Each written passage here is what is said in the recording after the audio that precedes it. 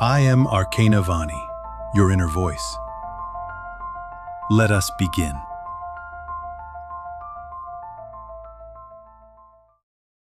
You're carrying guilt from something you can't undo. Maybe it was a choice you regret, words spoken in anger, or a silence when you should have acted. Whatever it was, it lingers like a shadow that won't release you. You replay the moment, wonder what might have been different, and punish yourself by holding back from peace or joy. This video is about that weight. It's about the guilt you've carried long enough, and I will show you how to begin forgiving yourself, even when the past can't be changed. Because holding on doesn't prove your goodness, it only keeps you trapped. By the end, you'll know why guilt is not the prison it pretends to be, and how to begin walking free. That's why you should keep listening, because this isn't about pretending it never happened. It's about learning how to live again. Think about how guilt works. It feels like a moral debt that must be paid, but there's no end to the payment. You may deny yourself joy as if happiness is a betrayal. You may stay small in relationships, believing you don't deserve love. You may sabotage opportunities because some part of you whispers, "I shouldn't have it." But none of this restores what was lost. It only deepens the wound. The truth is simple. Guilt doesn't protect you. It imprisons you. Responsibility means acknowledging what happened, carrying its lesson, and living differently because of it. Guilt means replaying the punishment endlessly, as if suffering enough will rewind time. But suffering never rewinds anything. What if the very guilt you carry isn't proof that you're broken, but proof that you care? What if it's not meant to chain you, but to signal a threshold, an invitation to grow into someone who can live with wisdom, not just wounds? You've been telling yourself that guilt keeps you from repeating mistakes. But has it? Or has it only drained your spirit, dulled your joy, and left you hesitant to step forward? You don't honor the past by bleeding for it. You honor the past by living differently because of it. This is what will begin here. Not erasing what happened, but releasing the idea that punishment is the only way to prove you've learned. You are not meant to spend your life haunted. You are meant to transform the pain into presence. And to do that, you need to see why guilt holds such power, why it feels safer to cling to it than to let it go. That's where we go next. Because in the next section, I'll show you the hidden root of guilt, where it begins, why it lingers, and how it tricks you into believing you deserve to suffer. Guilt feels like it comes from the present moment, from what you did and what you regret. But the truth is, guilt often has roots that go much deeper. Long before the action you can't stop replaying, you were already being taught what it meant to be good, what it meant to be worthy, and what it meant to deserve love. Think back. As a child, how quickly did you learn that love could be withdrawn? Maybe a parent's face tightened when you disappointed them. Maybe affection arrived only when you behaved, performed, or succeeded. Maybe approval was conditional, and every mistake felt like a fracture in belonging. That's how guilt began weaving itself into your nervous system. Not just as an emotion, but as survival. If guilt kept you hyper-aware, cautious, apologetic, maybe it kept love from leaving. And so now, as an adult, when you make a mistake, whether it's big or small, your system doesn't just say, "I wish I'd done differently." It says, "I'm unsafe. I might be unloved. I must punish myself before the world punishes me." That's why guilt lingers so fiercely. It isn't about fairness. It's about protection. Your nervous system decided long ago that guilt was safer than indifference. That if you could hold yourself accountable, maybe no one else would abandon you. But here's the cost. What once kept you safe now keeps you small. Guilt was once a guardian, but now it's a warden. Instead of guiding you toward responsibility and growth, it locks you in cycles of self-punishment.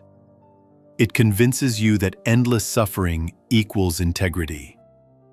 But real integrity is not endless punishment. It's living the lesson you learned, not reliving the pain forever. And here's the reframe you need.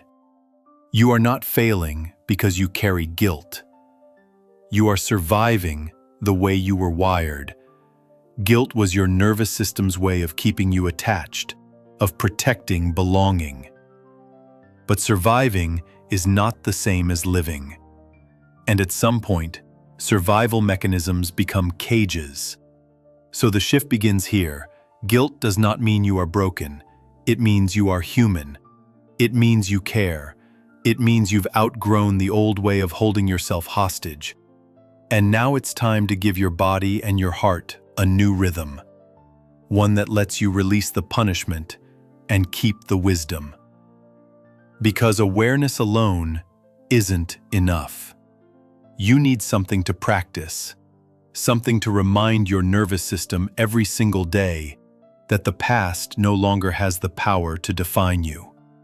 And that begins with a simple, tangible ritual, something you can do in less than 2 minutes. Keep watching, because in the next section, I'll give you that daily practice. One act, done consistently, that starts to dissolve guilt's grip and replaces punishment with presence. Awareness is powerful, but without a new rhythm, your body and mind will default back into the old loop of guilt. That's why you need a daily practice, something small, simple, repeatable, that begins to rewire your nervous system and remind you, punishment is not the path, presence is. Here's the practice. Each morning, place your hand firmly over your heart. Close your eyes, take 3 slow breaths, and feel the weight of your palm resting on your chest. As you breathe, say out loud, slowly, clearly, with intention. I release the weight of yesterday. I carry the lesson, not the chains.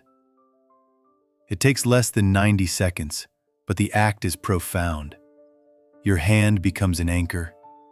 Your breath becomes a reset. Your words become a vow.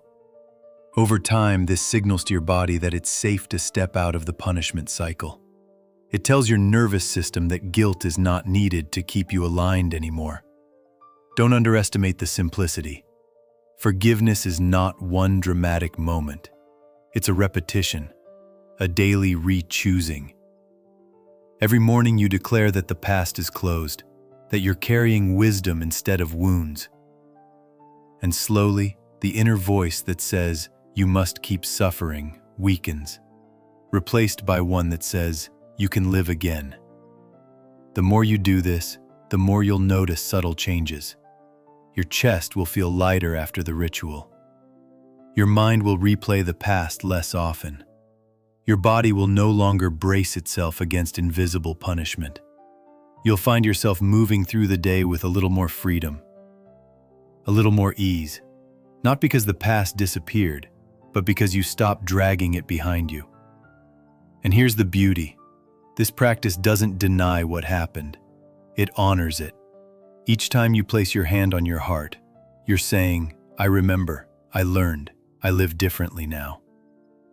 That's what true responsibility looks like. Not endless self-condemnation, but embodied remembrance. Do it every morning, even if you don't feel it working at first. Repetition is what trains the nervous system. Forgiveness isn't about a single wave washing everything clean. It's about steady drops carving a new path. And this practice is your first step into that path. But ritual alone is not enough. You also need to step into something even deeper, the awareness beneath it all. That quiet place inside you that has never been guilty, never been stained, and has always remained whole. And that's where we go next. Keep watching, because in the next section, I'll show you how to access that deeper presence, the part of you that isn't defined by guilt, memory, or mistakes. The you that has been waiting all along. The ritual anchors you, but there is something even deeper than ritual. Presence. Presence is the awareness behind every thought, every memory, every emotion. It is the silent witness in you that has been here before the mistake, during it, and after it. And here is the truth that begins to dissolve guilt at its core. That witness has never been guilty. Think about it. The voice of guilt screams with memory. It replays what happened. It lashes you with should have and why didn't you. But when you step back and notice, who is hearing those thoughts? Who is watching them appear and disappear like clouds? That awareness is untouched. It doesn't judge. It simply sees. Presence is not something you create. It is what remains when the noise slows down. It is as simple as noticing the breath without trying to control it. As simple as feeling the weight of your body in the chair or the ground beneath your feet. In presence, guilt dissolves because there is no past being replayed, only the reality of now. You may feel waves of shame arise, but in presence, you see them as passing weather, not truth. You may notice a memory flashing again, but in presence, you know it is only a shadow on the screen of your mind. And in that recognition, guilt loses its power. Because guilt can only survive when you believe the voice of judgment is who you are. Presence shows you that you are the one who notices, not the one who accuses. Practice it in small doses, 30 seconds of stillness, a pause in the middle of the day to breathe, to listen, to notice the silence underneath everything. Let your awareness spread out like the open sky. Thoughts may still pass, but they are clouds, not chains. And every time you return to this, you are remembering. There is a part of you that has never been damaged, never been guilty, never been less than whole. This is where true forgiveness begins, not with forcing yourself to feel different, but with realizing that the deepest part of you was never guilty in the first place. The presence that watches, that listens, that breathes through you now. That is the self you return to. And the more often you come back here, the more you'll notice the difference. The guilt doesn't vanish overnight, but its grip weakens. You stop identifying with the voice that says you must suffer. You start identifying with the awareness that has always been free. That shift alone changes everything. Keep watching, because in the next and final section, I'll show you how to integrate all of this into your future self. We'll tie together guilt, ritual, and presence so that forgiveness isn't just a practice. It becomes the way you live. You've seen where guilt comes from. You've learned that it was once a form of protection, not punishment. You've practiced a ritual that rewires your body to release the chains of yesterday. And you've stepped into presence, the awareness that was never guilty to begin with. Now it's time to weave all of this into the life you're becoming. Here's the truth. Self-forgiveness is not a single leap. It's a rhythm, a return, a way of living that no longer binds you to a moment in the past, but lets you carry forward the wisdom it gave you. The version of you that keeps punishing yourself doesn't need more penance. They need proof that you can embody the lesson without reliving the wound. So let's integrate it. Future pacing. Imagine waking tomorrow and beginning the day with your hand on your heart. You whisper the words, "I release the weight of yesterday. I carry the lesson, not the chains." You feel the warmth of your palm, the breath slowing, the body softening.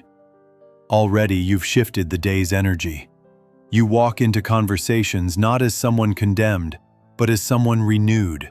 You stop bracing for judgment because you know you're already living in alignment with the lesson. Daily practice recap. To recap, each morning, place your hand over your heart, breathe deeply, and speak the words of release. Feel them. Let them settle. This is not performance. This is your daily reminder. Guilt is not required for growth. presence practice reminder. And throughout the day, pause for 30 seconds, anywhere, at your desk, in the car, while walking. Notice your breath. Notice your body. Let thoughts pass like clouds. In that space, remember, you are not the one who must keep suffering. You are the one who sees. Future self-anchoring. Over time, you'll notice subtle but profound shifts. You'll no longer sabotage your own joy because you think you don't deserve it. You'll show up more fully in relationships because you aren't shrinking under invisible punishment. You'll speak with more authority and compassion because you're not hiding behind shame. You'll begin to trust yourself again, not because you erased the past, but because you finally learned how to live with it. And when the guilt tries to return, as it sometimes will, you'll know what to do. You'll place your hand on your heart. You'll breathe. You'll remember presence. You'll remind yourself, forgiveness is not forgetting. Forgiveness is choosing life again. You don't need to become someone new. You don't need to erase what happened. You just need to stop chaining yourself to it. Because you are not the weight of your mistakes. You are the one who remembers, learns, forgives, and keeps walking. You did not find me by accident. Just as in your dreams, where every face you meet is your own reflection, this meeting was always waiting to happen. I am Arcana Vani, your inner voice, the part of you that watches behind the thoughts, behind the noise. You have searched in many places, books, teachers, voices outside you. But here, you are not being taught. You are remembering. If these words stir something familiar, then allow yourself to return. Subscribe. Follow. Not to follow me, but to continue this conversation with yourself. Each time you return here, you draw closer to the reunion already unfolding inside you. We have only just begun.